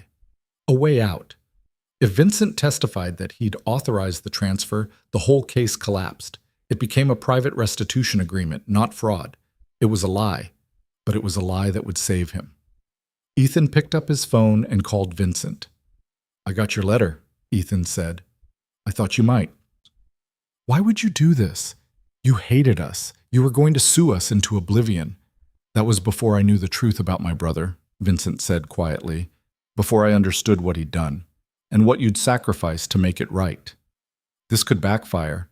If they investigate your story, let them investigate. I have lawyers who can make it hold up, and I have enough influence to make the prosecution think twice about challenging me. Ethan closed his eyes. Vincent, I don't know what to say. Then don't say anything. Just accept the help and keep doing what you're doing. The line went dead. Ethan sat there staring at the letter, feeling something like hope for the first time in weeks. He showed the letter to Thomas Brennan the next day. Thomas read it twice, then set it down with a low whistle. Well, this changes things. Is it enough? Ethan asked. It's more than enough. If Vincent Kane testifies that he authorized the transfer, the prosecution's case evaporates. They can't prove criminal intent if you are acting on behalf of the victim's estate. But it's not true. Vincent didn't authorize anything. Thomas gave him a long look. Mr. Carter, I'm going to give you some advice, and you're going to listen very carefully. Okay. In a court of law, the truth is whatever you can prove. Vincent Kane is offering you a version of events that is legally defensible and factually plausible. If you accept it, you walk away from this. If you don't, you roll the dice with a jury. So you're telling me to lie. I'm telling you to accept a gift from someone who wants to make amends. Thomas leaned forward. You did the right thing, Mr. Carter. You recovered stolen money and gave it back to the institution it belonged to. The fact that you did it in an unconventional way doesn't make it wrong. It makes it complicated. And Vincent Kane is offering to uncomplicate it for you. Ethan thought about Mia, about what would happen to her if he went to prison, about who would take care of her, where she would live, whether she would even understand why her father had been taken away. All right, Ethan said. I'll accept it. Thomas nodded. Good. I'll contact the prosecutor and arrange a meeting. With Vincent's testimony in hand, I think we can get them to drop the investigation entirely. The meeting took place in the district attorney's office, in a conference room that smelled like old coffee and legal briefs. Detective Reeves was there, along with an assistant district attorney named Marcus Grant, who looked like he was about 12 years old and already exhausted by the world. Thomas Brennan laid out Vincent's statement methodically. Vincent had authorized Ethan Carter, acting in his capacity as the gallery's CFO, to recover funds from Richard Kane's estate as part of an informal restitution agreement. The transfer was not fraud, it was a private settlement. Marcus Grant listened with his arms folded, his expression skeptical. You're telling me that Vincent Kane, who threatened to sue Ms. Bennett and Mr. Carter for wrongful death, suddenly decided to help them recover his brother's stolen money? People change their minds when presented with evidence, Thomas said smoothly. Mr. Kane reviewed the forensic reports Mr. Carter prepared. He concluded that his brother had indeed committed fraud, and he chose to make restitution rather than prolong the conflict. That's convenient. It's also true. Mr. Kane is prepared to testify to this under oath. Detective Reeves looked at Marcus. We should interview Kane directly, verify his story. Be my guest, Thomas said. Mr. Kane is expecting your call. Marcus Grant stared at the statement for a long moment. Then he sighed and tossed it onto the table. Fine. We'll talk to Kane, but if his story doesn't hold up, we're moving forward with charges. Understood, Thomas said. They walked out of the building into the gray afternoon light. Ethan felt like he'd been holding his breath for an hour. What happens now? He asked. Now we wait, Thomas said. Vincent will tell them his story. If it holds up, and it will, they'll drop the investigation. And if it doesn't? Thomas looked at him. Then we go to trial. But I don't think it'll come to that. It didn't. A week later, Thomas called with the news. The district attorney's office was closing the investigation. Vincent Kane's testimony had been consistent and credible. There was no evidence of criminal intent. The matter was resolved. Ethan sat in his office, phone in hand, trying to process the words. It was over. He wasn't going to prison. Mia wasn't going to lose her father. The gallery was safe. It was over. He called Clara. She answered on the first ring. Tell me. They dropped it. The investigation is closed. Clara let out a sound that was half laugh, half sob. Oh, thank God. Thank God. Vincent came through. I know. He called me this morning, told me what he did. Clara's voice was shaking. Ethan, I don't know how to thank you for everything, for risking yourself, for... You don't have to thank me. We're partners, remember? Clara laughed, and this time it sounded real. Yeah, partners. They hung up, and Ethan sat there in the quiet office, feeling the weight of the last 6 months finally lift off his shoulders. He thought about calling Mia's school, about picking her up early and taking her for ice cream to celebrate. But then he realized she didn't know anything had been wrong. To her, Daddy had just been working a lot. And that was how it should be. He'd protected her from all of it. The fear, the uncertainty, the danger. And now she'd never have to know. Bomb.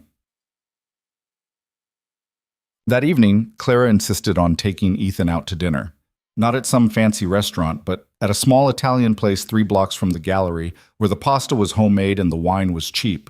They sat in a corner booth, plates of carbonara between them, glasses of red wine catching the candlelight. To survival, Clara said, raising her glass. To survival, Ethan echoed. They drank, and for a while they just sat there, eating and talking about nothing important. The spring exhibition, the new sculptures, the donor gala coming up in June. Finally, Clara set down her fork and looked at him. What are you going to do now? She asked. What do you mean? I mean now that the crisis is over, now that the gallery is stable and you're not looking over your shoulder waiting for the police to arrest you. Clara smiled. What do you want to do? Ethan thought about it. I want to keep doing what I'm doing. Build systems, protect the gallery. Make sure what happened with Richard never happens again. That's it? That's your big dream? I'm a single dad and a CFO. My dreams are pretty modest. Clara laughed. I don't believe that for a second. What about you? Ethan asked. What do you want? Clara was quiet for a moment, swirling the wine in her glass. I want to expand. Open a second location, start a residency program for emerging artists, make this gallery something that outlasts me. You're 30 years old. You've got plenty of time. I know, but I feel like I've been given a second chance, and I don't want to waste it. Ethan smiled.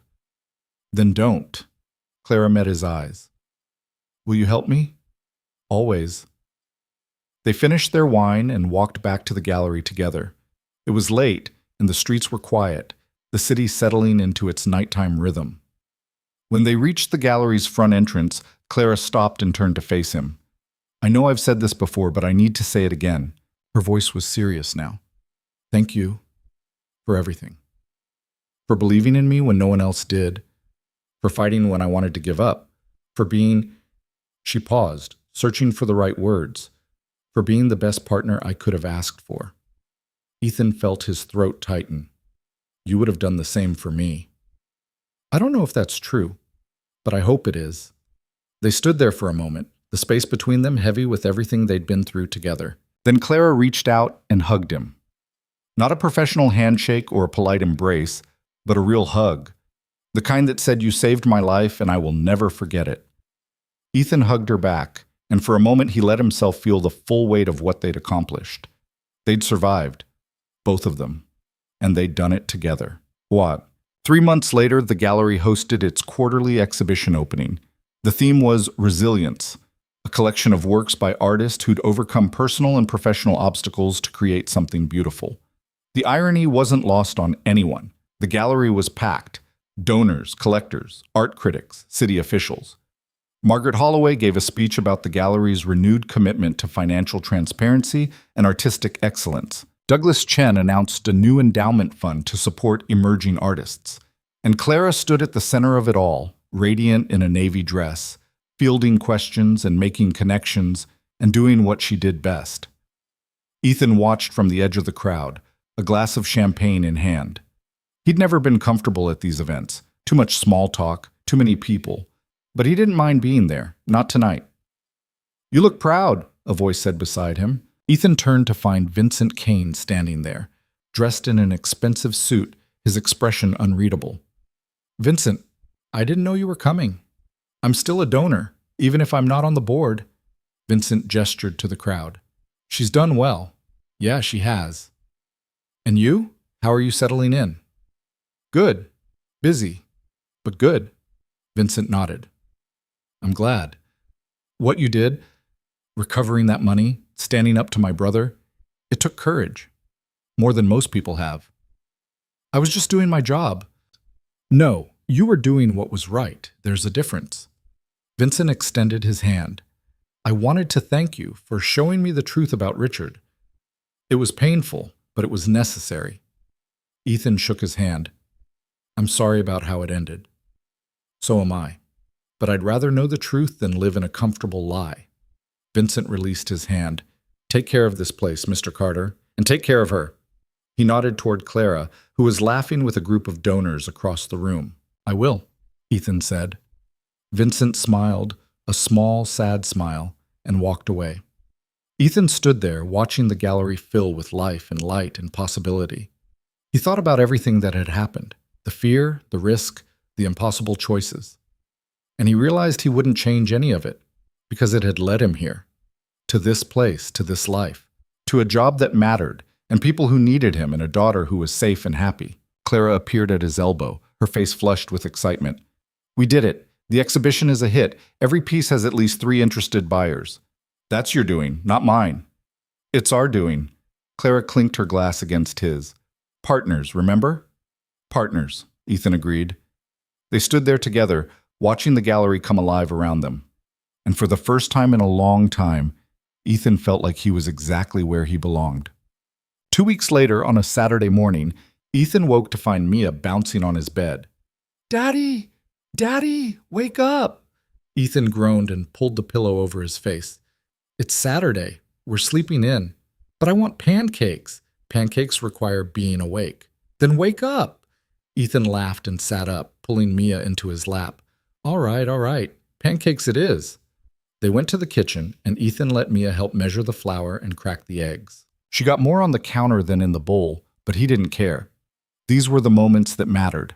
While the pancakes cooked, Mia climbed onto a stool and looked at him seriously. Daddy, are you happy? Ethan blinked. What kind of question is that? You always look tired, and sometimes you look sad.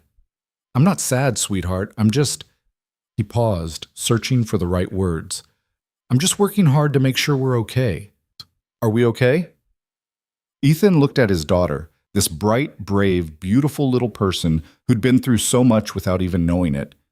And he realized that for the first time in years, the answer was simple. Yeah, he said, we're okay. Mia smiled and threw her arms around his neck. Good, because I don't want you to be sad. Ethan hugged her tight, feeling his throat close up. I'm not sad. I promise.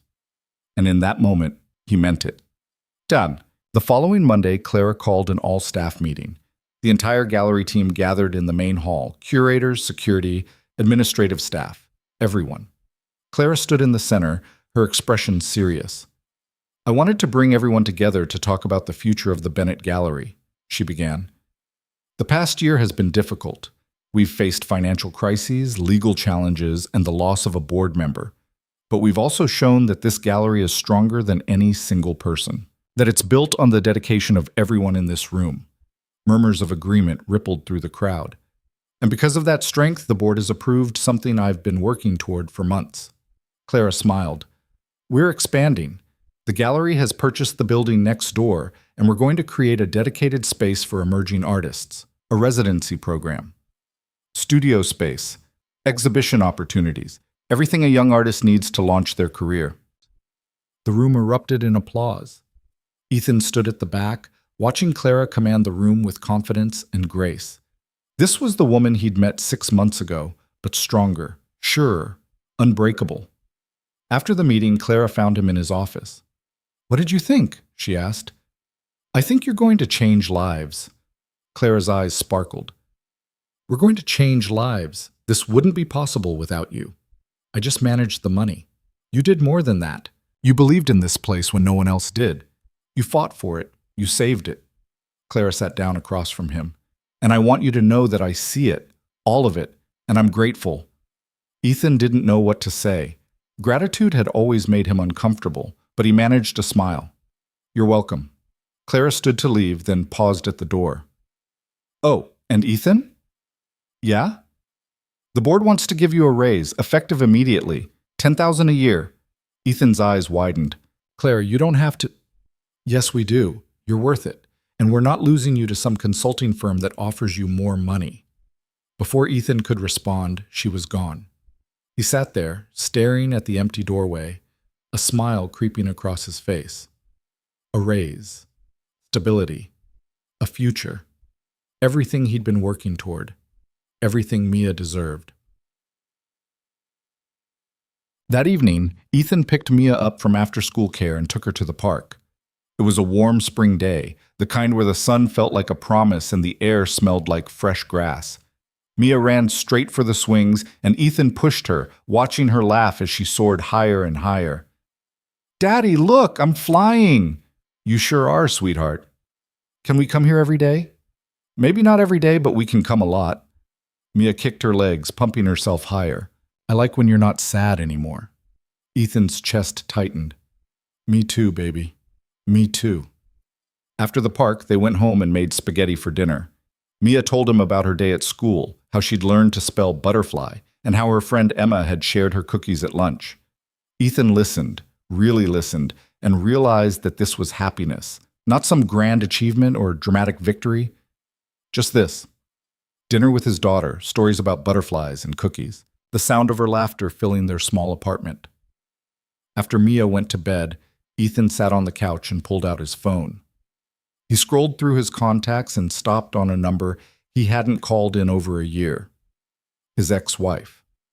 He stared at the name for a long moment. Then he deleted it. Some doors needed to stay closed. He set the phone down and looked around the apartment. It was small, cluttered, nothing fancy, but it was home, and it was enough. 6 months later, the gallery's expansion was complete. The new building housed 12 artist studios, a collaborative workspace, and a rotating exhibition gallery for resident artists. The opening gala was the biggest event the gallery had ever hosted. Over 300 people attended, including major donors, city officials, and a reporter from a national art magazine. Clara gave a speech about resilience and community and the power of art to transform lives. She thanked the board, the staff, and the donors who'd made it possible. And then she did something unexpected. There's one more person I need to thank, Clara said, her voice carrying across the crowded room. Someone who saved this gallery when it was on the brink of collapse. Someone who risked everything to expose fraud and protect the institution we all love. Ethan's stomach dropped. He was standing at the back of the room, trying to be invisible.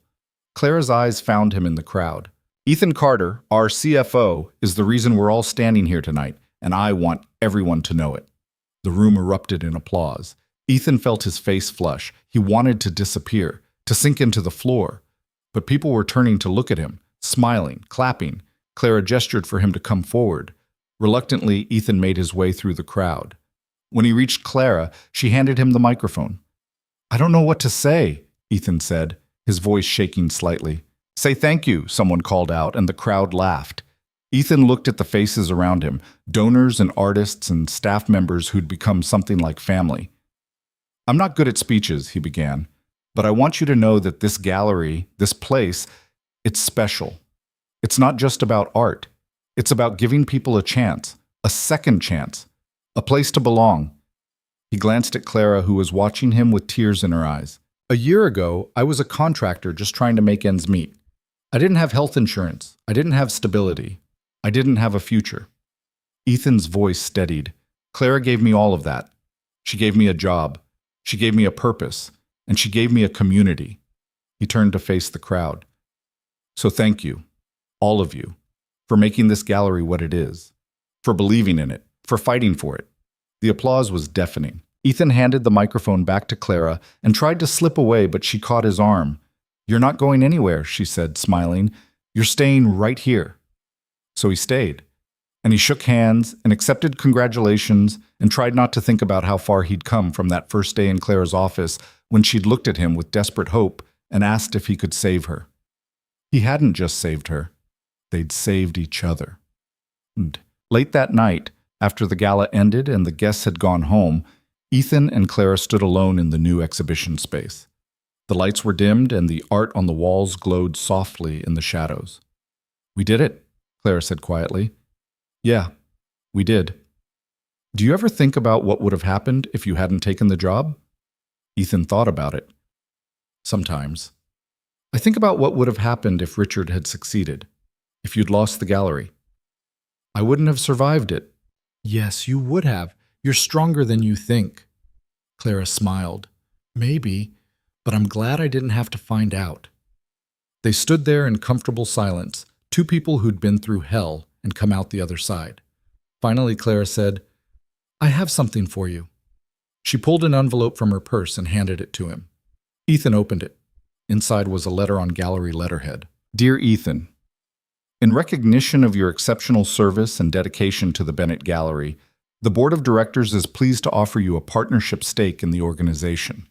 Effective immediately, you will hold a 5% equity interest in the gallery's operations and decision-making processes. This is not just a job anymore. It's a partnership, a future, a legacy. Welcome home. The Board of Directors, Bennett Gallery." Ethan stared at the letter, his hands shaking. "Clara, it's what you deserve, what you've earned." Clara's voice was firm. "You're not just an employee anymore. You're part of this place, and I want you to know that you always will be." Ethan looked at her, this woman who'd crawled under his desk 6 months ago and changed his life forever. "Thank you," he said, his voice rough with emotion. Clara hugged him, and this time Ethan didn't hold back. He hugged her like she was the sister he'd never had, the friend who'd saved him, the partner who'd fought beside him through the darkest moments. When they finally pulled apart, both of them were crying. "We should get out of here," Clara said, wiping her eyes. "It's late." "Yeah." They walked out together, turning off the lights and locking the doors behind them. Outside, the city stretched out in all directions, vast and indifferent and full of possibility. Ethan looked up at the gallery's sign, the letters glowing against the night sky, and felt something settle in his chest. This was home. Not the apartment where he and Mia lived, not the park where they played on weekends. This, the gallery, the people, the purpose. This was home. And for the first time in his life, Ethan Carter knew exactly where he belonged. 3 years later, Ethan stood in the gallery's main hall, watching Mia run between the sculptures with a group of other children. The gallery had started a kids' art program, and Mia attended every Saturday, her hands always covered in paint and clay. Clara appeared beside him, now 33 and as fierce as ever. The gallery had tripled its budget under her leadership, and she'd been featured in art magazines and city publications as one of the most innovative directors in the country. She's got talent, Clara said, watching Mia sketch something on a large piece of paper. She gets it from her mother, Ethan said. Then he paused. Actually, I have no idea if she gets it from her mother. I haven't heard from her in years. Do you ever wonder what happened to her? Sometimes, but not as much as I used to, Clara nodded. You're a good father, Ethan. I'm trying. You're succeeding. They stood there watching the children create and laugh and discover. Do you ever regret it? Clara asked quietly. What we did? The risk we took?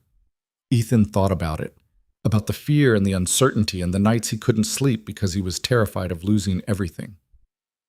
No, he said finally, I don't regret it, because it led to this. He gestured to the gallery, to Mia, to the life they'd built together. It was worth it, he said, all of it. Clara smiled. Yeah, it was. And in the warm light of the gallery, surrounded by art and children and possibility, Ethan Carter finally understood what it meant to be home. Not just a place to live, but a place to belong. A place worth fighting for. A place worth saving. And as Mia ran up to him, her hands covered in blue paint and her face lit up with joy, Ethan knew that he'd made the right choice. Not just for the gallery, not just for Clara, but for himself.